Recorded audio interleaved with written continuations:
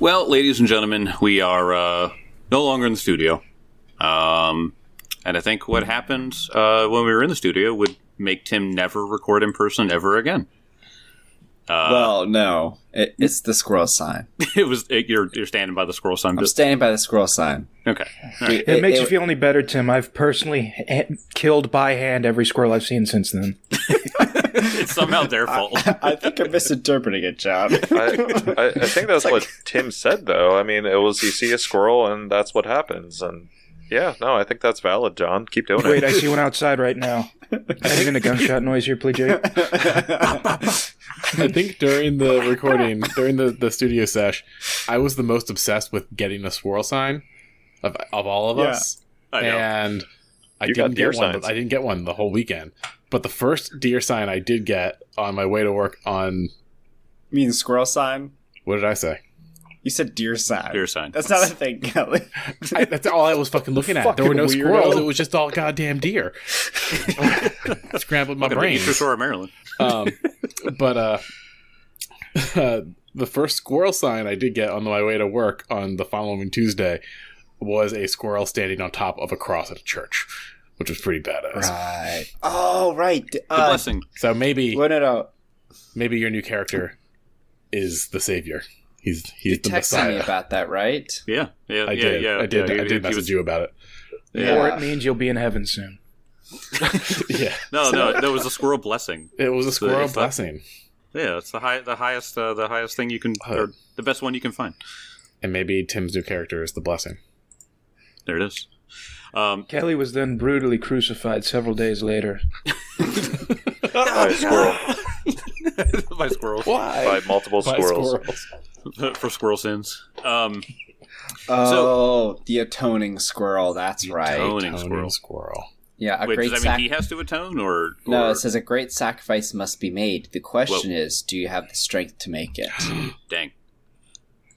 I don't know. We're kind of batting zero right now.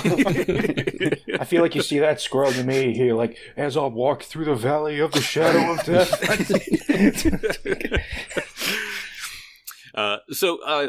We want to open up this episode with a bit of a conversation, sort of from a storytelling point. So we decided to, I'm sure people have questions about this, but we decided to bring Tim's new character in because of a few reasons here.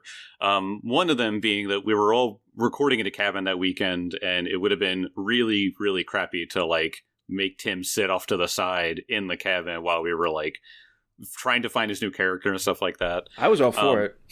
I know. You were going to send me to the abandoned shed next door. Hey, it was a house. It was a whole house. Yeah, it was also really cool. You would have enjoyed being in there.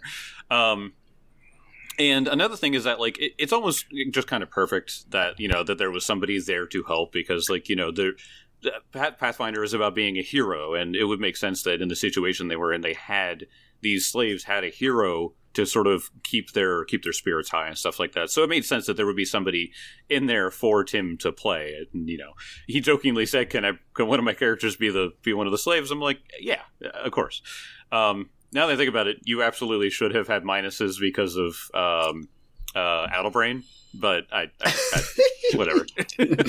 Yeah, all of them are Addlebrained beyond belief. So, but yeah, Tim's first instinct, and I think most of our first instincts were, we already brought in a character directly after Adelar, and that this time we probably would have actually wanted to wait. But then, like, the more we thought about it, was like, we are in the quarry. There are hundreds of people who hate the Scarlet Triad running away from this thing. It made perfect sense that somebody from this population would be, like Jake said, the hero, or a hero to step up. Wrong place, wrong time, got captured, looking for their chance. Yeah, because think about the alternative if we had waited. We get back to the city and just find a new recruit, basically, some rando. Yeah. This was like the least random person for it to be, and it was in a perfect situation. Yeah, and it happened just after that one cage got opened too. Right. So I mean, it was like if none of the cages were open, then we'd be fucked. But yeah, sorry guys. Slaver suddenly has a change of heart. Just Nay. wait. is this what I've been doing to people? Oh, this sucks. Yeah, and the way we brought in Grimshaw just made sense too, because he had a whole character, focused on taking down the Scarlet Triad. So of course Grimshaw would have been the guy that was tracking them, and he had a whole backstory for that too. So another thing too is that like you'll find when we get to the end of this episode, but the original place that you guys were supposed to have this combat, that would not have been possible. There would be no way that you guys would have been able to bring somebody else in. Wow. Because it took place in the last room of this place, and there's not 32 people just waiting to get out and do something. And so it makes sense that because you guys went and rested and then came back and then changed the location of the fight, that it allowed for that. So when we get to the point and you see the room where you were supposed to fight Laslan, there's no way that I could have finessed a new character coming in at that exact moment.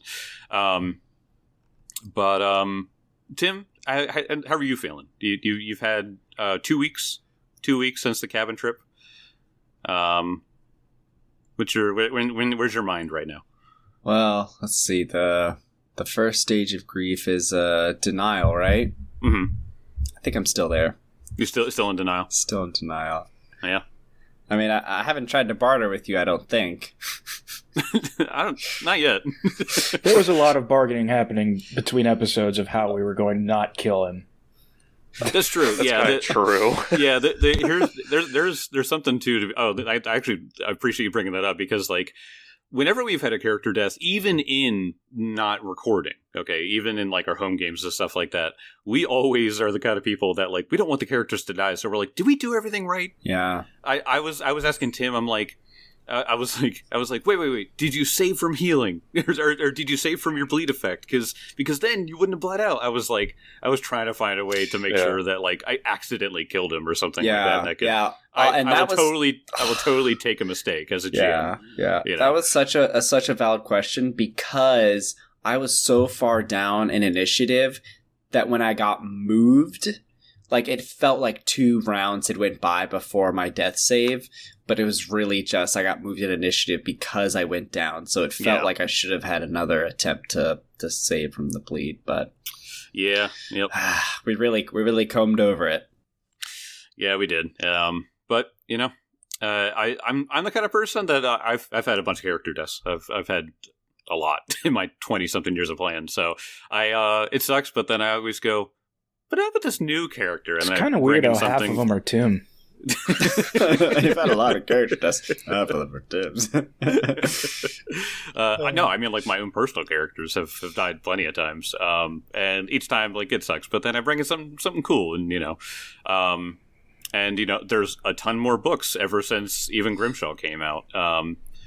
Which by the way, I was doing the math on this.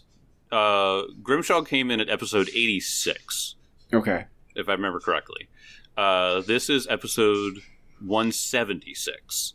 That means that Grimshaw has been in more episodes than Adelar has then. Wow. Wow. By like 5 or something. Yeah. Now you guys have spent more time with Adelar because you spent a whole month in the Mwangi with him. Right. But so in game, you guys have spent more time with Adelar, but in the real world, he hasn't been here as long. Except for Kezra. Kezra knew him. Yeah, that's the one exception. That's the best friends forever. But so let's get into what your guys' situation is now. You have defeated Laslan, and the Poisoner, and literally 2 rounds before that, I think you took down the Interlocutor. Yes. You all stand there now with the fight finished. What are you guys doing? Well, what's crazy is Benson now, for the first time in this fight, is now covered in more blood than his. Because he kind of went on a tear there. But Benson is going to look at our new dwarf friend, whose name I completely remember. I never introduced myself. I don't think. Okay. He is going to simply instruct you to get the rest of the cages open and save who you can, and he's going to run to the other cage. It's too late. And he motions to the one cage, because he had just opened this up before Kezra had his fall and thankfully was saved from death. He's like, they're all dead. We were too late.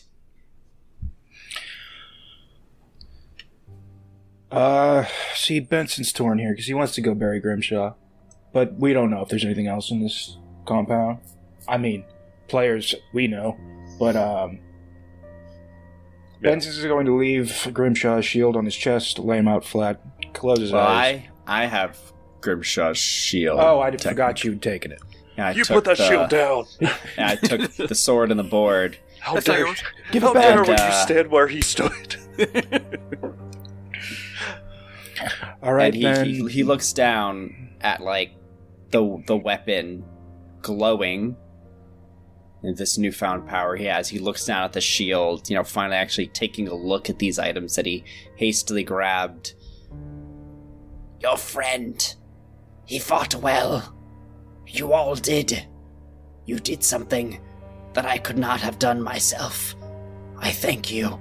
And I know these here who have made it. And he motions to the ones that were freed and that made it. I know they are grateful too. It's been a hard many days. My brain is still foggy from all the drugs they put into us. But my senses, I feel as if they've never been sharper. If I don't believe there is anyone left. I think this is it. I couldn't say for sure. But the faces, and he looks, at Laszlo, and he looks over at the interlocutor, looks at the poisoner. These faces are familiar. I think this was the rest. Where is Elkwood currently doing right now? He is Elkwood, he's God, I forget how freaking big this quarry is. But he is at the one cage because I cannot remember, it's been a couple weeks, but the cage was opened. Yes. And it was kind of at that moment that it was too late, and he's just it was at the moment he was prepared to get someone's hand or try to, and it just goes limp in his hands. And he just kind of stares, and it's just kind of this harrowing feeling for him that he actually just vomits, because it brings back some bad memories for him when he used to live in Absalom. And because he lived in a place called the Puddles. Oh, right, the Puddles. Which was a poor part of Absalom for a time, which that the tide rolls in and rolls back out. But that also leaves, people, if, they were killed, they were tossed into it, then tide will take them out and stuff like that. But it led to horrible smells and stuff, and he never really likes water. It was also in the Mwangi. He had trouble swimming and just didn't like dealing with it. So he kind of has this moment of bringing... It's just it's kind of all coming back, and then after seeing Grimshaw, he's not doing the best mentally. But to a point that he's almost feverishly trying to pull someone out, but they're just dead, and he gives up. There has to be someone. There has to be someone. There has to be someone. Yeah, you guys look it over. None of the bodies are struggling.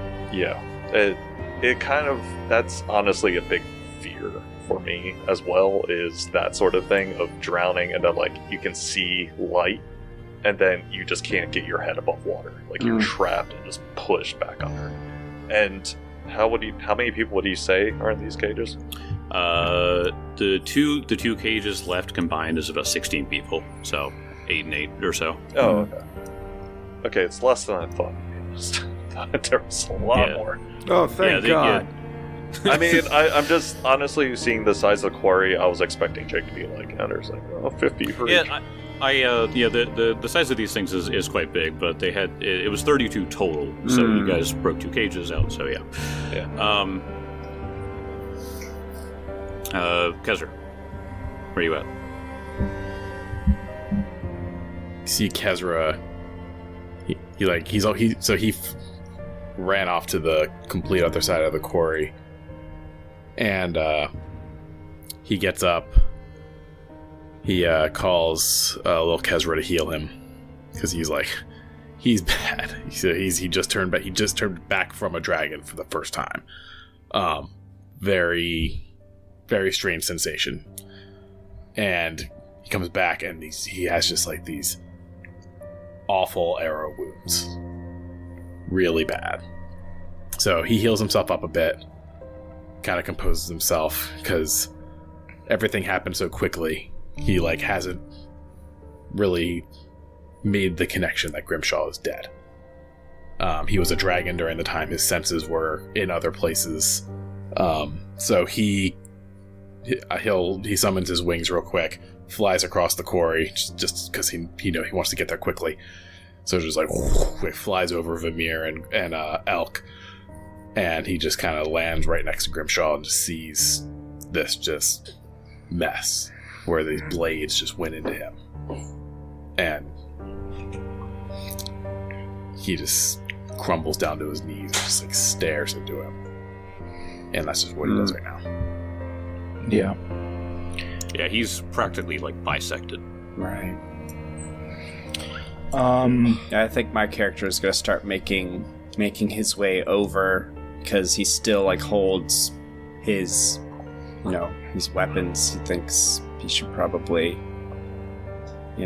return them, or at least submit them to you all. But as he's walking over there, he looks around.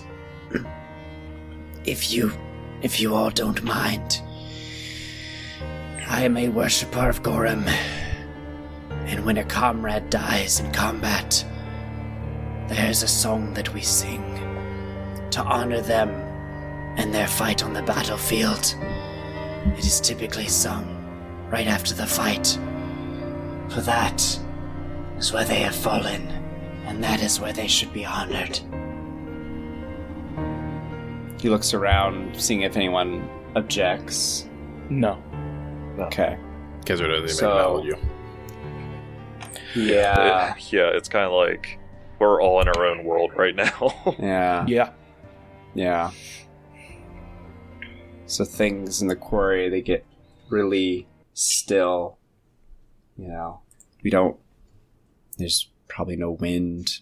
Maybe the groans perhaps of the prisoners a bit. The water continues rushing. So just the rushing water. Just the rushing water, yeah. And the dwarf, he takes the Morning Star and the shield, and he begins rhythmically smashing them together.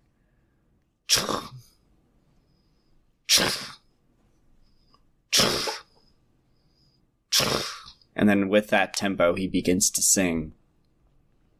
Blood, not rust, on their blade they fought and were slain. Blood, not rust, on their shield, a death that we crave. The clash of steel our hymn, the cries of pain our prayer. Blood, not rust, on their blade, glory they carry to their grave.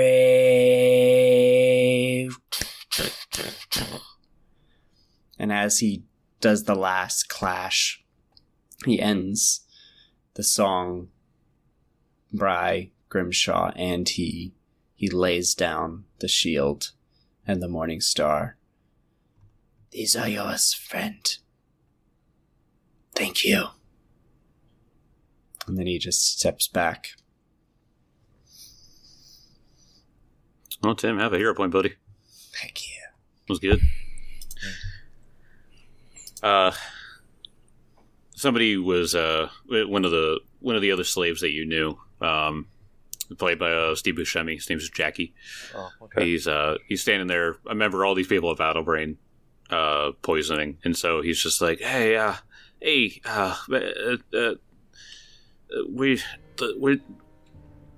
where do we even go? Is there a safe place? I'm not too sure. A lot of people here are kind of lost, and you can see some of the now freed slaves. Some of the rescuees are just sort of stumbling around.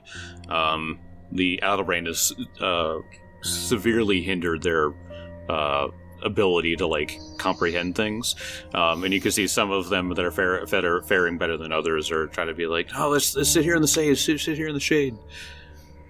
Could I do a medicine check on Adelbrain? Yeah. It's okay, I'll get you more drugs. 22. 22. So I'll go back and read it because you would definitely know Adelbrain from all the times that they've been giving it to you. Right. You got first-hand experience. yeah. First-hand experience in this drug.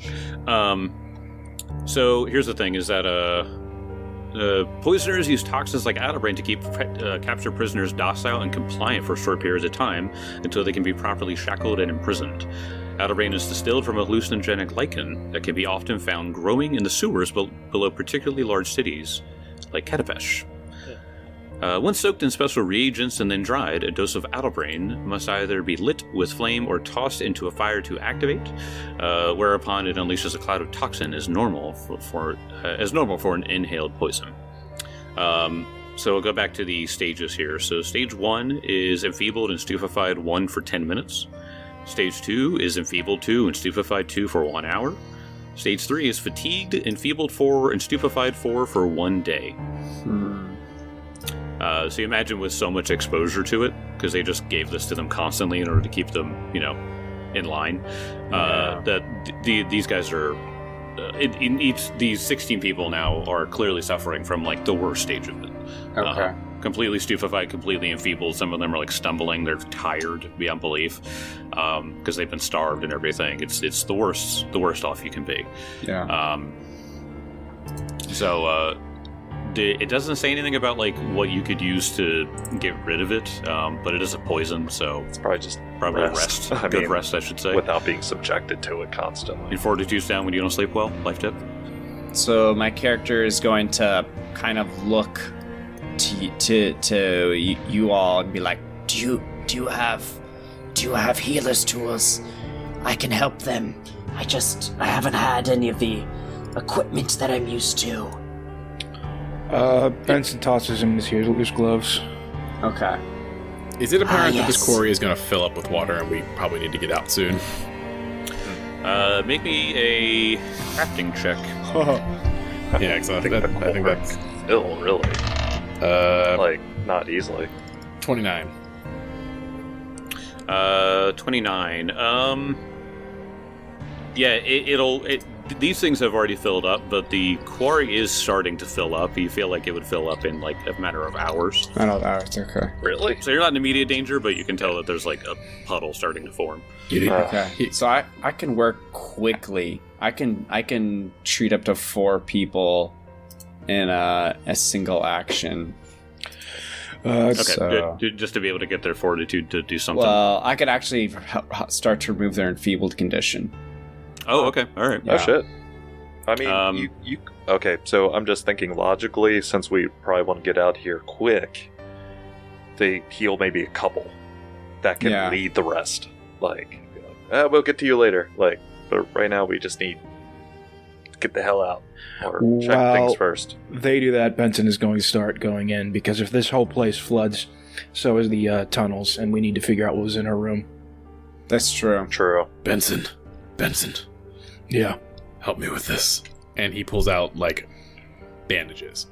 And he starts kind of like Grimshaw's not, like, ripped in half, but, like, he's gonna, like, start kind of putting him and dressing his wounds to just make Keep them him together.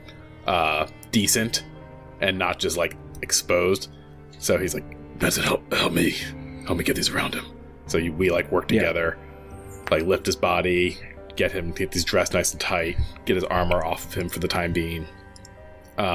So like, we're taking 10-15 minutes to do this, basically a treat medicine. Okay. And so when he's like decent and in an honorable state, Kezra lifts up the staff of the dead. And like he gives it like a hesitant look for a minute. And then channels energy into it. And he slowly lowers it to Grimshaw's chest.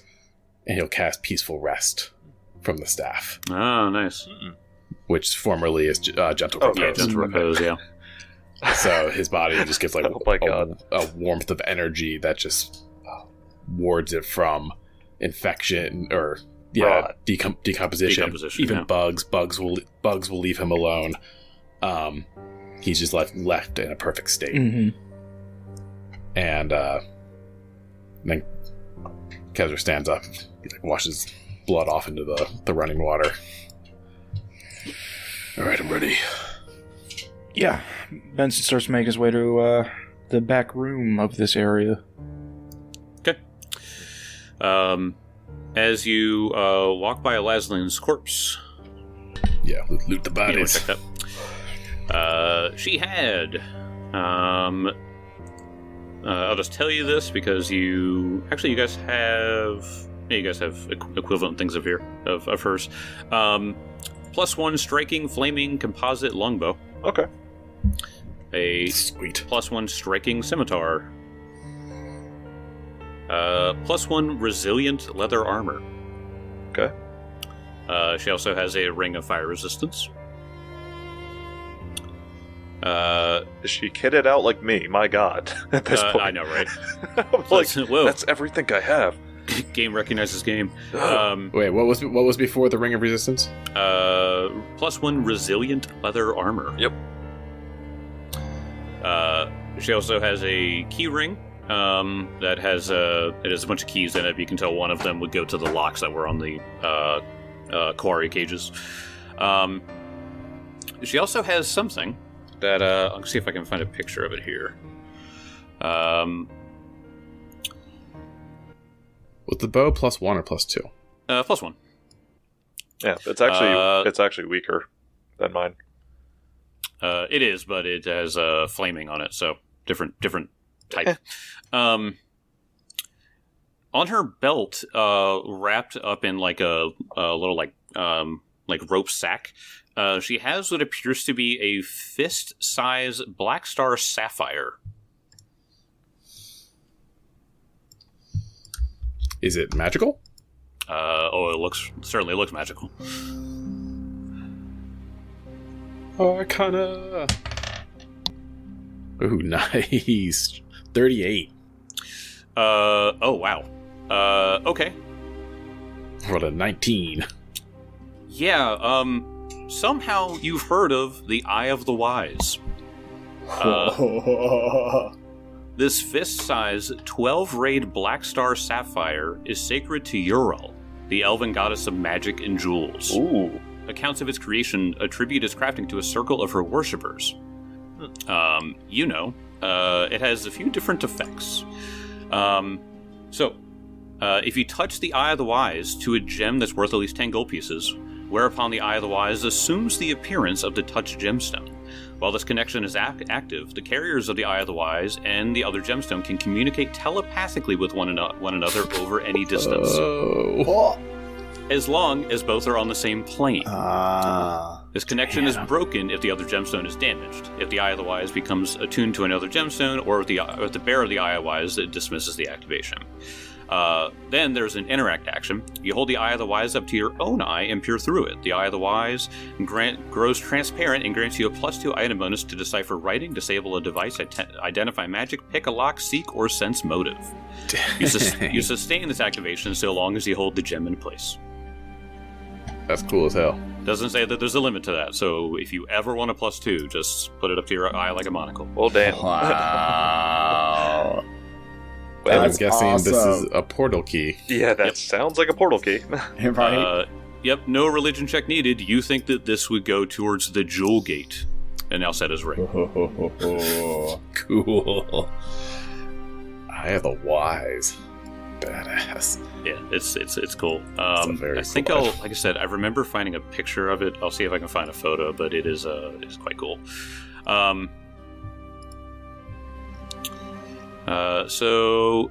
Yeah, that's all she had on her person. Yeah, that's all. Just the Eye of the that's all. Wise. Just the just, eye. just the last item we Legendary needed. That's what it item. looks like. Yeah. So I put a picture of it. So the picture actually has it on like a red velvet pillow.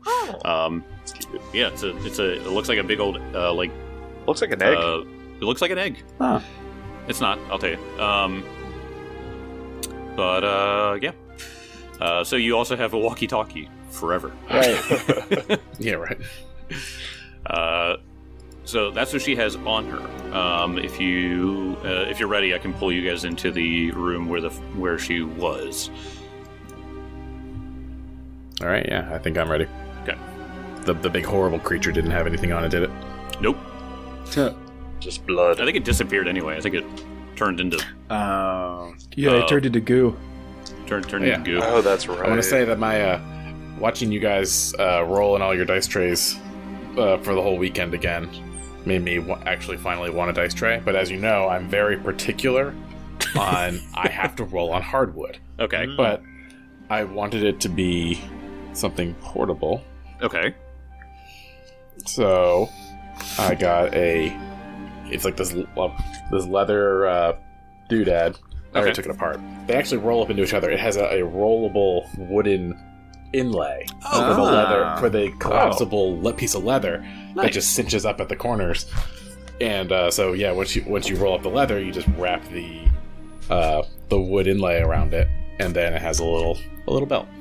Very cool. That's neat. It's cute. Yeah, it's very cool. So I still get to roll on wood even when I don't have access to it. I only roll That on smells good. mahogany. Where'd you Yeah, get it and, from, Kel? I got it from someone on Etsy, and he was actually really cool because he had multiple options in the pictures, but he forgot to have a drop down for picking which color combos you wanted of like wood and leather. So I just like ordered it because I was like, whatever, maybe it just is only one. This is misrepresented. And he like messaged me right away. He was like, hey, I just realized I didn't put the options on there for the tray colors. So tell me what you want, and I'll give you free engraving. So I got free engraving. And he Whoa. he engraved the leather belt and the wood inlay, which is very cool. Sweet. Cool. I didn't have anything on mine, so I thought about it for a little bit, and I decided to go with a reference. Well, I'll let you know. I'll see if you guys know the reference. But it's Okay. like good, bad. I'm the guy with the dice. What is that from? What? Okay. The guy with the Well, dice. it's not our podcast, so that sounds like a waste of an engraving. Well, he doesn't actually say dice in Oh. in this reference. He says something else. I'm the guy with the mice. It's I'm the guy with the gun. Yeah, I figured That's what I that. think. I thought it was I'm the guy with the gun. Oh man, I really disappointed if none of the four of you know that. I would expect Tim. Wait, not is to that know Evil that. Dead? Damn right it is. Army Yeah, of Yes! Darkness. Yeah, Army of Darkness. Okay, yeah. For I was Army of like, Darkness. Ash, that sounds like an Ash Williams quote. It does sound like an Ash quote. I love Ash. I love Bruce Campbell. So that's Oh, all I God, thought. yeah. That's what I thought of. So that's I got engraved. So very cool. Bruce Campbell's a joy.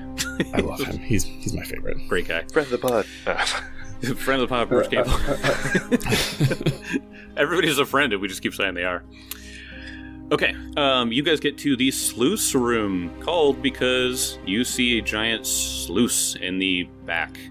The northeast wall... Oh, wait, I actually wrote a thing for this. Hold on. When you finally make your way to the last room, you hear the echoes of water rushing down the hall. The stairs go down about 15 feet and open into a 30-foot tall room with a complex iron sluice mechanism on the far side.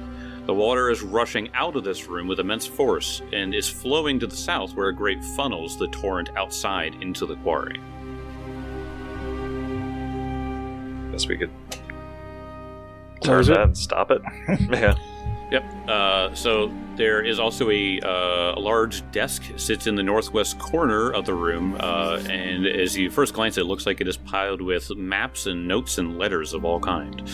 Oh my. I'll start rummaging through investigate. it. Yeah, All right, so sleuths or notes first? I'll do sluice. Kezzer gets notes. Yeah. All right. As you start to close the sluice, the water starts to pour up, and you have to take the papers off the desk before they get ruined. That's in the book, by the way. God damn it! That's in the book. It's like, What are you doing? if they close the sluice, it might ruin the papers. Why So would it's they- like, damn. Why would they put valuable paperwork where it could get? Kezzer was holding the papers. Yeah. So you guys begin closing the sluice. It takes like a minute to do because these things are heavy. You have to have Elkwood's like knowledge of how like mechanisms work to be able to like pretty much like disable these things. While you're doing that, when I have a little imagination land flashback I love here. Imagination Land. Oh no. Yeah. We see Laszlo writing these. And you can kind of see a flashback of her like pacing back and forth and writing and talking to people, and sort of hear her voiceover through all this. I am so close I can taste it. Alceta's ring will be mine before long. Vaz and Basharat's failures were great, but not a killing blow to this operation. I've amassed over 30 slaves for the market, and now I can reap the payments all by myself. Vaklis does this all for free, so he is of no expense. If these worms come to my door, I have forces beyond reckoning that will surely drown them in their blood. Drushian can make quick work of them. If he fails me, I have made an agreement with Jagaki that he will turn them into their slaves for himself. I can see no greater end to their pitiful lives than that. If Jagaki's power is fruitless, then I shall simply drown the slaves and start anew. If they try to stop me, they will need to divide their forces. Any loss of product is merely an expense, one that I hope destroys their will to live, should any of them survive me and the Velstrak. I hope to be rid of this thing soon. Its constant elation and moaning, fueled by pain, is unnerving. Flash forward a little bit. I know they are planning something. They plan to use this ring as a weapon somehow. My claim may be unsubstantiated, but whatever it is they are planning is something big. When I leave here, I shall meet with Ilstra on the Five Kings Mountains. When I present her with the Eye of the Wise, I will earn her favor. She will reveal more to me about their plan. I am certain she has already made significant progress reaching that gate. Fast forward again. What are we doing here? These fools plan to leave Alceta's ring untouched. If I was in charge, I would launch an immediate attack on Breach Hill to secure the portals at once at their source. Every time I have suggested such course of action, they give some pitiful excuse like doing so would alert our benefactor. Gases, if the person aims to gain so much from us, then we should show initiative and destroy Breach Hill now. It would be in their best interest. For now, I am content. I shall bide my time. Perhaps with this bribery, Ilsra will work with me to carry out an attack. We shall not fail if we work together. And through these flashbacks, you see her like arguing with like some of her underlings and like hurting slaves, and like you see Basharak like handing her the Velstrak interlocutor. You see all this stuff just sort of happening throughout these flashbacks. And the tribute that she had, or the bribe, was the Eye of the Wise. And that was to Ilstra in the Five Kings Mountains. Ilsra. ILSSRAH. Five Kings Mountains. Mountains. Oh god. Wait a minute. So when Grimshaw came up, we were like, we're going to his home city. And now you've got a dwarf character, and we're going to the fucking Five Kings Mountains. You don't know he's from there. You know, Doors from the Five King Mountains. okay. Maybe you'll have to ask him about where he's from. Hey, you from here? I Oh my gosh! The listener's not going to believe that I haven't read the books. Like, I don't know what to say. I find it kind of entertaining, like whenever you get villains like this, though, that she's like, Man, yeah, this interlocutor gives me the fucking creeps, man. Right? Yeah. Like, I'm bad, but this thing. Just blast Linkin Park in his room all day. Wait, I do that. Jake, where did you get What? that skin graft? It's a skin. I love the skin. Sean Kusan gave it to me. Shut up. So in her desk, you also find 5 rubies worth 100 silver pieces each. Ooh. An excellent wood carving of a leering hyena worth 300 silver pieces. And you also find a messenger's ring bearing the symbol of the Scarlet Triad. Of course. Useless. Stop on it. Throw it in the water.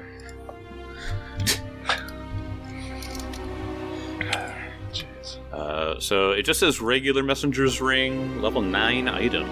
Yeah, it's a pretty decent item. It's just, Oh yeah, I mean, is there a way to scrub that symbol Etch off? that off. yeah. Just Polish? just reforge it. The silver signet ring changes to match the insignia of a leader or organization you serve, or your own face if you serve no one else. Grants a +2 item bonus to diplomacy checks and lets you cast message as an arcane innate spell at will. Activate Dispatch Messenger. 1 minute concentrate once per day. The ring casts Animal Messenger to your specification. The animal is a magical creature that springs from the ring and its appearance suits the iconography or heraldry of the leader or organization represented by the ring. What is it called again? Messenger's ring. Messenger's ring. Okay. What was the ring of resistance against? Fire. It was fire. What fire? I 5. believe it was just 5. Base level. Yeah. Yeah, I think it was just base level. Okay. Yeah, it's a shame none of us, used fire against her.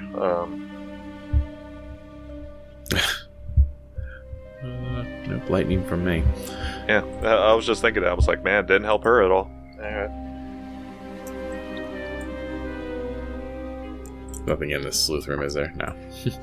Yeah, like, I'm in the sluice room. Oh god. No. So I want to explain that now you guys see why trying to bring in a new character into this room would have been impossible because it is. So Wait, Is this the room we were going to fight her in? And the interlocutor? Yes, and the interlocutor. Yeah. Oh, shit.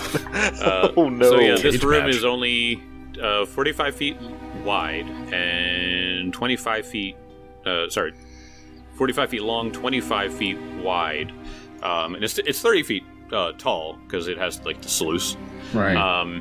But yeah, there was you guys trying to fight that thing in this room while it has like that it had that aura and stuff in it. Oh, Like you guys would not have been able to avoid it. Yeah. It had reach. So is Kezra this... could not have gone all dragon. Nope. no. Yeah. Now, is this something you could tell us, Jake, that if we fought in that room, like for instance, like the interlocutor, if we tried to sneak past him or something to get in here, was there a possible way of like attacking her without it being involved or something, or no? Not really. She sticks around that thing and sticks in this room. So that she was using that thing as a giant meat wall. Yeah. But Makes sense. yeah, and I mean the thing too is that like if the way the fight explains itself is that like if you guys try to close the sluice, they attack that person. Oh wow. Yeah, so it's either like you get somebody to go outside and split your forces, or you just try to take the hits and just try to like that's the thing is that it's mean. Like they're slavers. They're there to make your life a living hell. So yeah. You said it took a full minute, right? It took yeah. If you close part of the sluice, then it lowers the frequency or the onslaught of water.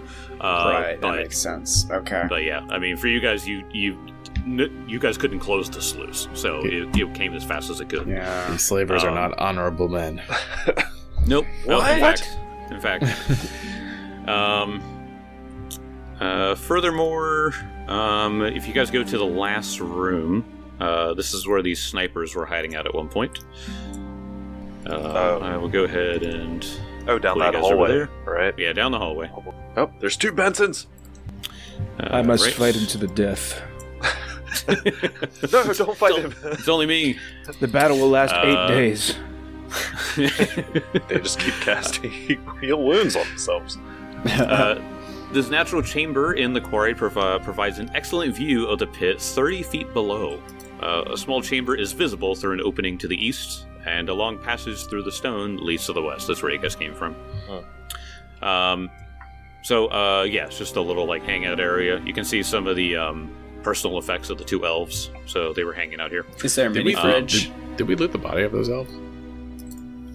I don't know if you did. They just had... They had a... +1 striking longbow, so... And a pick. Well, and a one had +1 a pick, yeah. Because the other one broke. Oh, right. So, 1 +1 pick.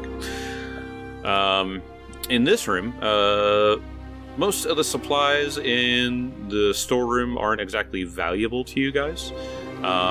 You find a crate contains 20 sets of manacles, each marked with a symbol of the Scarlet Triad.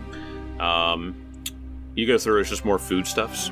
But you do find what appears to be 24 bottles of hard liquor. Holy shit. For 100 gold pieces. What kind of liquor are you talking? I imagine Lavagulin. Hey, good enough. It's good scotch. It's good enough. It is good enough. Yeah, so that's how you guys find in here. Other than that, if you guys walk around at all, at a certain point, as if you guys are looking around, you do find piles and piles of human and dwarf bones. Looks like they are freshly picked. In our lector.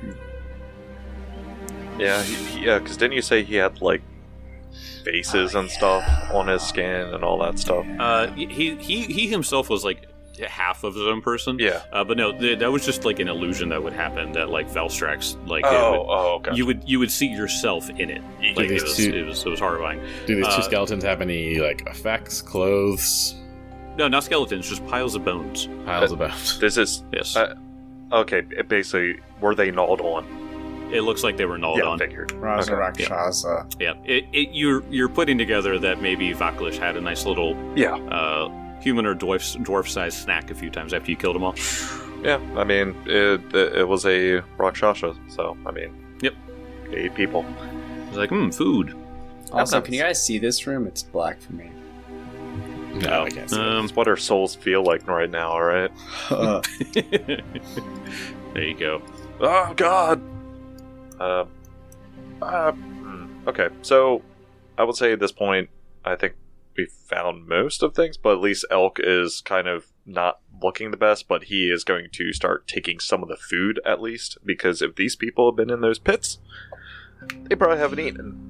Yeah, that's actually my question. What are you guys doing right now? You have 16 starving and addle-brained people. They're no longer slaves, no longer prisoners. That you have just freed, and they are in desperate need of help. The one guy seems to be better than the most of them. So he's sort of just like trying to get them to like sit down somewhere. But what's your guys' plan going from here? Well, yeah. So Garn actually didn't go with the rest of the group up into the chambers. He's just been tending to the people the best he could. Since he got some healer's tools, he's just been trying to treat their poison. Gotcha. Wait, did you reveal his name already, or was that a slip? Oh, Garn? Well, now we don't have to ask him his name. Oh, Garnet. You guys meet back up with Timmy's new character. Please roleplay amongst yourselves about what your next steps are. How much, were we able to find any rations inside? Foodstuffs? Yeah, he said a lot of foodstuffs, right? Yeah. Yep. I think we should start passing that out among... Yeah. What did you all find up there? Anything of import? Yeah. Sorry, what is your name? Oh, my apologies. My name is Garn Gone Stoneborn. And yours? Benson Black. Name's Kezra. Elkwood Grim. We were sent here to see if we could figure out what's going on in this quarry. And We've been tracking the Scarlet Triad. Grimwood. Elkwood Grim, sorry. Grim, I don't know. Dejan, no. But House Black. yes, I'm... That is a name I haven't heard in a long time. Oh, jeez. Yes, we are a very long-lived family. Tell me, they still in the arms business? Yes, I have an uncle who is a weapons builder. Let's see, what was that name again? I'm gonna roll knowledge warfare. See if I can remember his uncle's name. 29. Think that's high enough? Alright, what's the name there, John? Morris. Morris. Black. Yes, Morris. I applied as a contractor there many years ago, but apparently working in Taldor wasn't necessarily a boon. Dwarf blacksmithing is What? expensive. Indeed it is. Probably just didn't want to pay you more than all those other smiths. Dwarven craftsmanship does cost a pretty penny.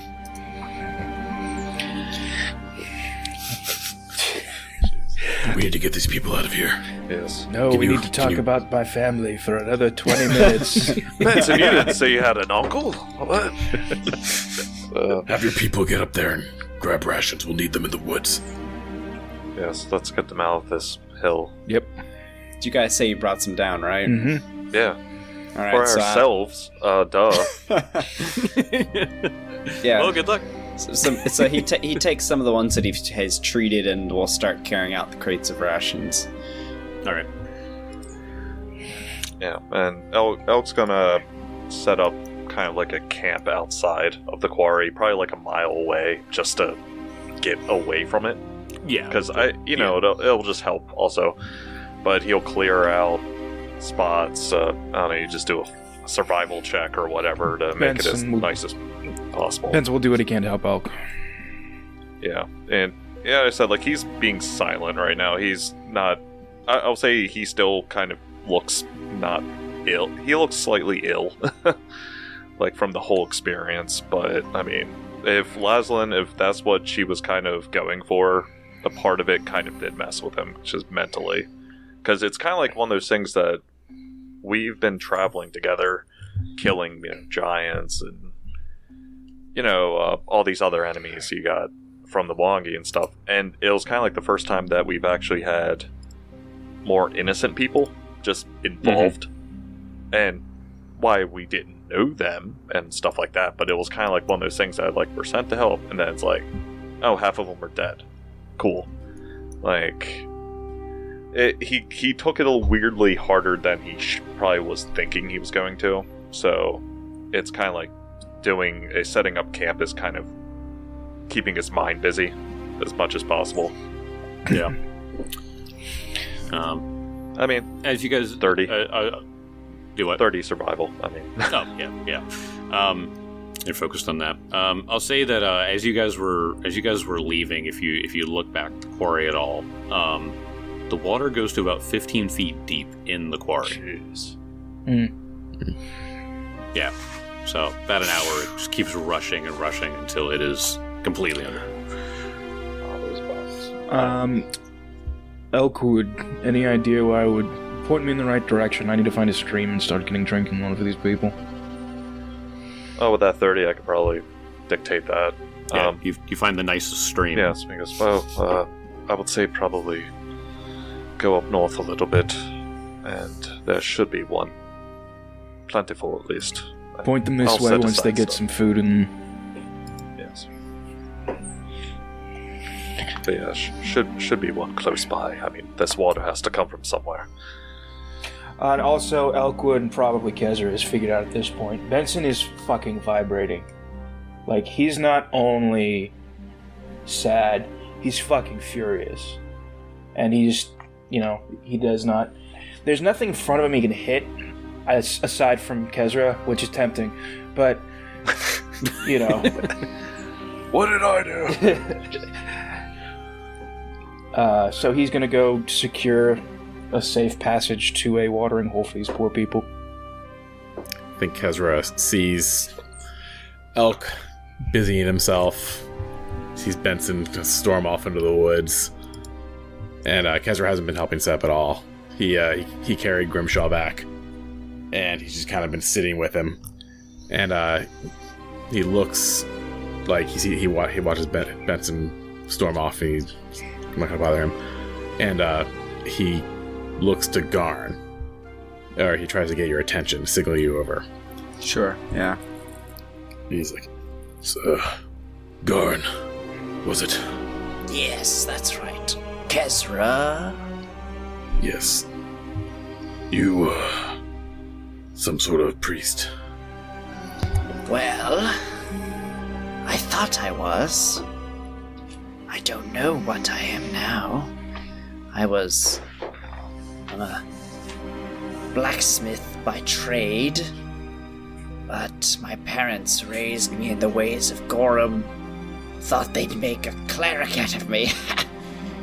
But I craved the blade. So a war priest I became. But when I took... And he looks over at the Morning Star by Grimshaw. When I took a hold of that, I don't know what happened. And this... And he's still, basically naked, and he has that tattoo, the mountain and the sword's broken. Now I have this. And now... I don't know. He worshipped Milani. Do you know anything about Milani's burial rites or anything? Roll a religion check on that. 27. Sounds pretty good. I mean, that's decent. Jake, what do you think? Burial rites of Milani, 27 religion check. Uncommon yeah, god. she's. I was gonna say, yeah, she's well known. Okay. So yeah, I would say that you would at least know. Grimshaw probably didn't stop talking about it either. So. Now Grimshaw just never can shut up about his burial rites. He never shut up about Milani, and then goes, Milani, you failed me?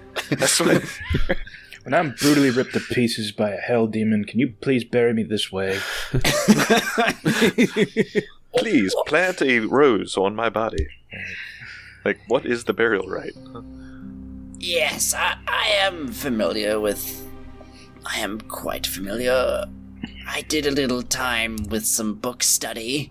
They wouldn't let me just praise the name of Gorum in combat. I also had to read a few books, so I am aware of the burial rites of others. There's a song you sing at the grave of a bloody worshipper. Baby, if I could get you like a gift on the grave.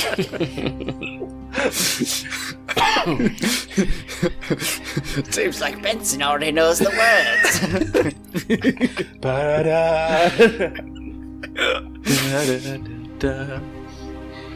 Tell me, does it have any personal effects? Did he carry any rose seeds on him? It is quite common for a champion or worshipper of Milani to carry rose seeds as part of the rite. I don't think they all expect to die in combat, but I don't know. Kezra went through his clothes when he was dressing his wounds. So, did Grimshaw have anything like that? Did he have a spare rose or seeds on him? So he had two things. He had what looks to be some sort of petrified rose. It looks frozen in time, kind of like the Beauty and the Beast rose. Beauty and the Beast, I like it. I like it. But not glowing. And it looks like was like dipped in blood. So like the blood on it is dried and brown. It doesn't smell rotten, but it looks as if it was dipped in blood. And he does have some rose seeds on him. Kezra presents both of those to Garn. So I found this. I was tending his wounds. Let me take a closer look at that rose. And roll a religion check. Nat 20. Wow. I don't know how Garn would know this. It wouldn't make any sense. But I know exactly what rose this but he is. does. He's an old guy, right? he is. He's been around. He's been around. He's an old How dwarf. does he look? He said he was bald. Yeah, he's bald. Okay. Yeah, he's got gray in his beard, some red streaks. Now I'm assuming he probably cleaned up a little bit in the stream, or maybe in the quarry, muddy water. But the caked beard's a little less caked with, every sort of disgusting thing. Mm-hmm. That is something that is quite precious. That is a manifestation of Milani. Very few get such a blessing. But it is said that Milani appears to her followers in various ways, and this is one, as a blood-soaked rose sprouting from the ground. Perhaps it happened in a pivotal time in his life. Some people, it is the start of their conversion. Some, it is a renewal of their strength. This should go with him. The seeds, they're just regular rose seeds. There's nothing special about them, except it's part of the rite. You could eat them. Yes, they are edible. Don't eat those. Don't eat them. Don't! So quickly, I'm like, John, what kind of roses are they? Hybrid tea John, can you tell roses. us what kind of rose seeds? Fun fact, you know the roses you buy at a florist don't actually have any scent? That's perfume, isn't it, that they put It's on? rose oil. Oh, wow. They were bred specifically for their look, and they lost their scent. That's so sad. Yeah, really. They look That's why we have beautiful. a combo. We have smelly roses and we have the pretty roses. I sold you those roses.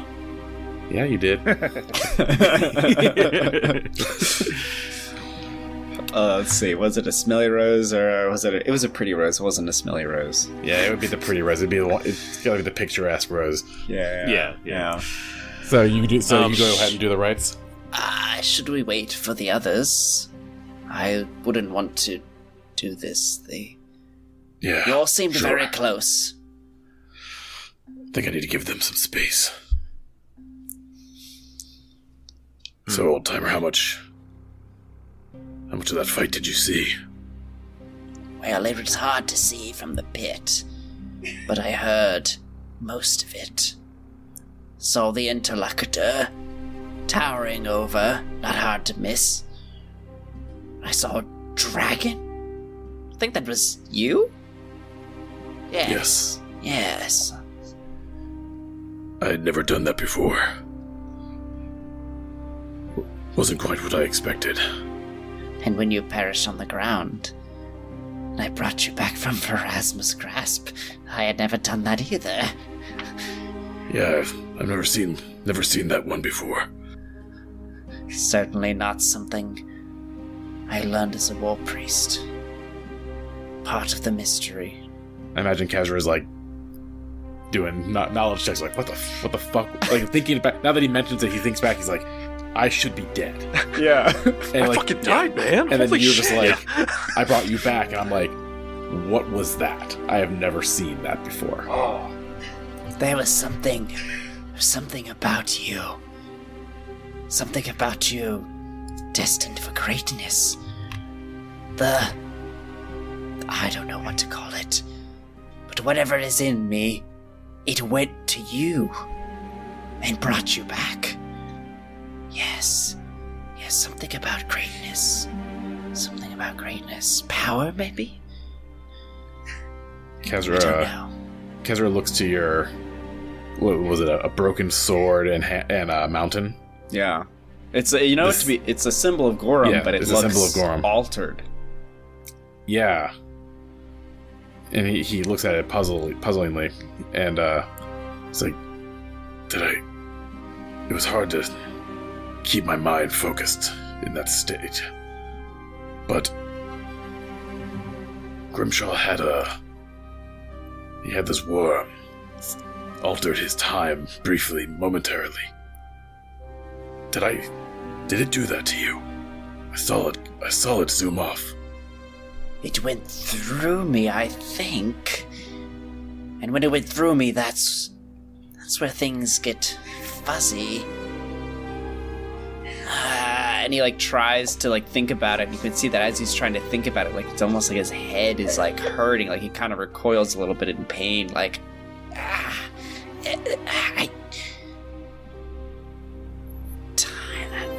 time worm, you said?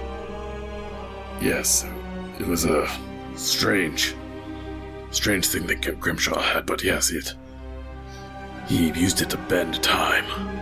It was nothing like I've ever seen before, very strange magic. But yes, he bent and warped time. It would go great sometimes, and others it would incapacitate him momentarily. But he could do things I've never seen other people do. And the source was that worm. Alright, let me do another religion check. See if this sounds like any sort of... religion or arcane? Because... So, they're Aeon. It's an Aeon. Oh, it's an Aeon, yes, though. that's Yeah. religion, right? Yeah, so that's divine. Yeah, Yeah. it is divine. Yeah. That's the monitor, man. Oh, 24. That's a 94. I don't... Yeah, I don't think so. I have no idea what that could be. It sounds divine. Only the gods mess with time that I know of. But I've never heard of that. Maybe we can figure it out when we get back to Kintargo. There might be more resources. We've been tracking the Scarlet Triad for... It's been, what, a month at this point? But from the time that we first ran into them in Breach Hill. Mm-hmm. Yeah, That's yeah, been months. We spent a couple Months. of weeks at the Citadel, and then we went to Kintargo. Yeah, and then all the traveling and stuff like that. Yeah, We all knew about them in the Mwangi, though. Well, I guess you've known... We learned about them in We the learned them. Right. Yeah, I've been yeah, tracking but them actively for a month. Yeah, the first Scarlet Triad member you met was Hubert Throp, who was that was the first one you actually met. Yeah. Wait, the one in Breach Hill? Mm-hmm. Yeah. Before that, it was the Cinder Claws, but we found out at the end of the Mwangi that the Cinder Claws were getting their orders from the Scarlet Triad. Yeah. Right. They were bartering with gold and stuff in order to get power and all that crap. So, yeah, we've been tracking them now for about a month. We were pulling on some other threads, and led us here. We went to Kintargo and ended up learning of this quarry. And, shit, I lost my train of thought. What was I going to ask you? How did you get captured by them? What were you doing before they found you? Wrong place, wrong time, it seems. Everyone I know, dead. I was in a settlement in Taldor. That's where I earned my bread. And Scarlet Triad hit my village. If they didn't kill, they took the strongest of us and then began to whittle us down. I don't know if it was intentional. The way they talked about us didn't seem that way. Just seemed like the lucky or the strong survived. Separated from my family. Don't know if they made it or not. I don't know how long it's been, though. Those blasted drugs just kept me from day and night, sun and moon. It all blurs together. 1 minute, having a nice meal with my family. The next, chaos. And then here. That's it. That's all I remember. Maybe there's more. But they seem to be pretty quick in sedating their captures. Taldor's far. I spent time there for a brief moment. Just out in the country. It's a long way. Yes, I was in the, and he's like scratching his head. Ah, yes. Is like the drug's still wearing off. I lived in the World's Edge province, from a small town of Valdemont. Not all of us died, I don't think. I don't know what happened. I don't know who's left. We're like 2,000 strong there. Don't think they killed everyone. Maybe just some of us. I don't know. We've lost now 2 companions to them. When we first encountered them, we lost my dear old friend. Now here, we've lost Grimshaw. Grimshaw, was it? Yes. My condolences. A worthy way to die. Yes, he... I know Melanius was pleased. I know Gorham is too. He died freeing the captive, freeing the oppressed. Can't imagine a better way for him to go. Or at least more under better conditions, considering his beliefs. So Well, what is your plan? Ever since I was captured, I declared war on the Scarlet Triad. Gorham has a saying, blood, not rust. It means that you should always be ready. You shouldn't let your equipment rust from age and misuse, but you should be ready. And I have been waiting. Though my mind was not always sharp, I knew that as soon as I had my opportunity, that Gorham would grant me the opportunity, that I would declare war on them. And it seems like I have found others in the army already. Okay. Well, help us get these people back to the city. Then we can talk. What city? Where are we? Oh, yeah. We're in... Yeah, fill me where you We're are. in Old Chiliax. We are near Kintargo, to the south. Gods, Jelliax. I wasn't lying when I said you were far from home. Yeah, that would be disorienting as living hell. You've been drugged up Yeah. and then trafficked. I Drugged mean, and moved to the go- complete other side. Basically moved to California, from where you were. Yeah, yeah, literally, Talador to Ravenel is that. The It's- last yeah, time like- we was fucking peyote. he's like, actually, it didn't even drug me. I did it myself.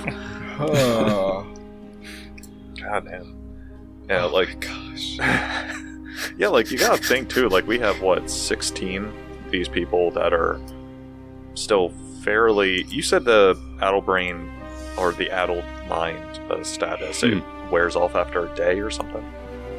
Yeah, the last stage lasts a day. Okay. So I mean, like, we can So- always nudge them along, but I think today will be more resting because everyone got the shit beat out of them, except Elk, Yeah. because he was out of danger. Brag Actually, about no, it, won't you? yeah, no, right? Perks of being distant. Actually, I'm trying to remember if he actually got shot. I don't think he did, but Vimir definitely did. So he's been. Yeah, I was trying really hard to kill him. You keep trying.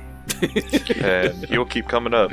Hey, you know what? For the hell of it, he ate Laszlo's body. Boom, there you go. Know what? Why not? You know what? He got 18 hit points back. At, As we were like walking off to the cave, the background just like goes into focus on Vamir, just gulping her body down, just destroying and eating her body. I like to think and he then, like hobbled over to Grimshire's like, "You gonna eat that?" eat that spliced up guy. Well, he's good, right? He's fresh. No, that would be something like that. Elk would be like, no. You can go after the other bodies, but Go and on, even fine, like- Dad. oh gosh. But like, this is like also a thing too. Like we're outside this quarry and stuff like this, and we're resting and stuff. But it's like I think Elk at this point, uncharacteristically, he's going to take one of those bottles of liquor and just start drinking it.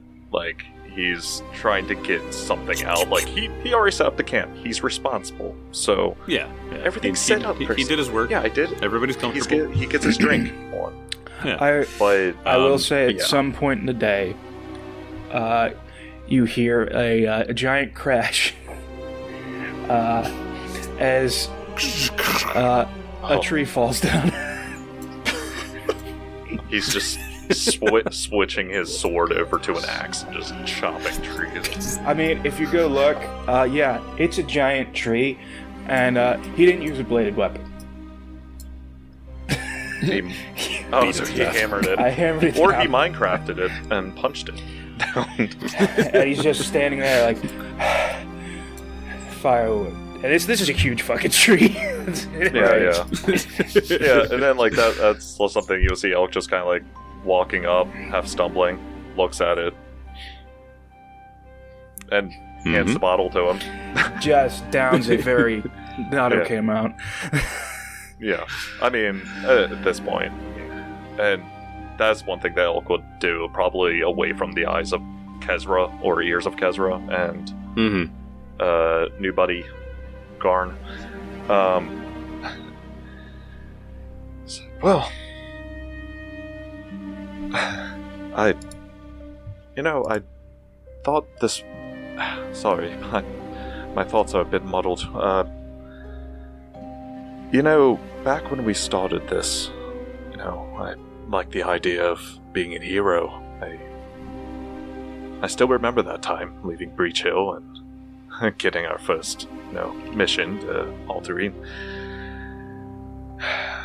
And I think something just sort of started to break a little bit during this one.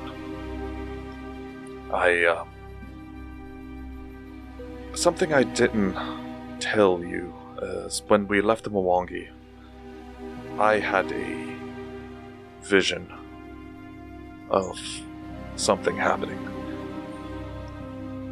And I remember in my visions that I saw Adelar die. Now, that was one. But then I saw Kezra die. And then he kind of looks up at Benson, and then, as well as you. Now, I thought for a moment that Kezra did die. He was tracked back from the depths of the boneyard, at least. But, I mean, as long as we're going to do this, and I've never seen you so beaten in your life during this combat, I'm, dare I say, worried about all the things going on. That the fact that these people, these slavers, seem to know more and more about us, the more that they actually know where Breach Hill is.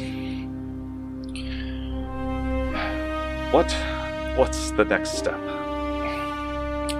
There's... And he kind of like, the bottle comes back, he's just swigging it back, and he's kind of like, he's angry, he's sad, like he's all flustered, like he's having all these different emotions coming out at once. And he doesn't like it, but it's kind of like one of those things that if you see someone die, and technically, I mean, he did see Kezra die. He got brought back, but... Yeah. Well, the next step is we keep going. That's it. That's all you can do. If you really do want to be a hero, Elkwood, believe me, I've been the hero of my family since I was 13 years old. And it doesn't matter how good you do. This is always there. Believe me. Sometimes the greatest curse a hero can have is that he's always the one left over when everyone they wanted to help out dies. And sure, you maybe did a couple of good things, you saved people, you did a goddamn good job, but you don't feel that way at the end of the day. You feel like this line of work, our calling, it chews you up and it spits you back out. And you have to learn how to deal with that. I haven't done it yet. It's just you always end up living on. And I look to the gods to help me with this. You found a new god in that bottle, and don't drink too much of it tonight. I need your eyes. Yes, of course. When everyone kind of comes back to the fire, whatever we have going, Garn is going to look at Benson and Elkwood. Kezra came to me earlier and asked me about burial rites for Grimshaw. I do know them, as I have studied many religions, but I do not know if you would like me to do them. I don't know if there is someone else you would prefer, but I do have everything I need for it here. It probably in his mind, he just kind of like holds his arms open and just kind of like looks around and goes, "Who else would be more qualified at this point?" You came in, you struck down our foes. You've earned it. We did have to dig. And then he pulls out the multi-tool, because I keep forgetting I had that. Yeah. And then it just like, he kind of clicks it, boom, it's a shovel. Just tell me what to do. Yes, we will need to dig. Need to find a spot where a rose can grow. John, where can a rose grow? You want to watch the moisture? Any place too damp, you want to stay away from it. They love sunlight, as much sunlight as you can throw at them. We are in a fucking forest. So a nice sunny hill. Okay, nice sunny hill. Let's find a clearing, and we can go there. All right. You guys proceed with the funeral rites, and it's very somber this moment. And Garn, you did not know him, but you can tell that he made a name for himself in this group. And when you're finished, everybody kind of goes back to just sort of sit alone or to drink and talk or whatever they want to do. Two things happen. Elkwood, you see what appears to be a woman standing in the direction of the quarry. You can barely see her silhouette, but she is looking at you expectantly. Additionally, you all level up. Oh boy. Yes! Unfucking believable. I'll see you guys next time. Unfucking believable. Oh my gosh.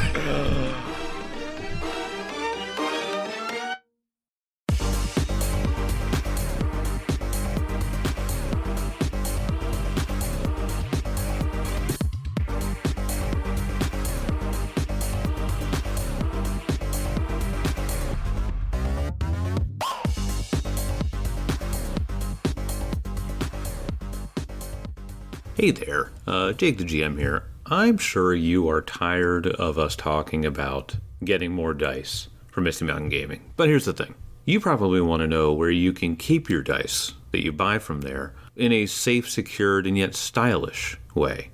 Well, make sure to check out their dice vault over on MistyMountainGaming.com. They can hold from 1 to 2 dice sets, all in a nicely stylized box with magnetic seals and fantastic engraving. Some of my personal favorites are the Astrolabe, Cthulhu, and Nevermore engraved dice vaults. All of these are sealed wonderfully with a fine wood finish. Make sure to check them out over on MistyMountainGaming.com, and make sure to use Dragon Punch Squad at checkout for an extra 10% off. See you in the next episode.